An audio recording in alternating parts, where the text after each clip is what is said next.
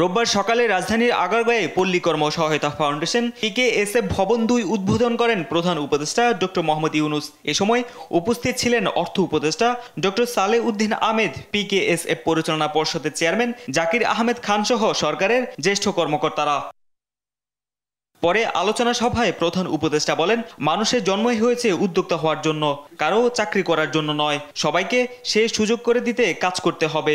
মানুষ কারো চাকরি করার জন্য আসে না, মানুষের জন্ম হয়েছে উদ্যোক্তা হওয়ার জন্য। কাজে সেটার দিকে যেন আমরা যেতে পারি, আমরা সবাইকে সে সুযোগ যেন দিতে পারি যে উদ্যোক্তা হওয়ার সুযোগটা তার আছে, সেই সুযোগটা নিল কিনা।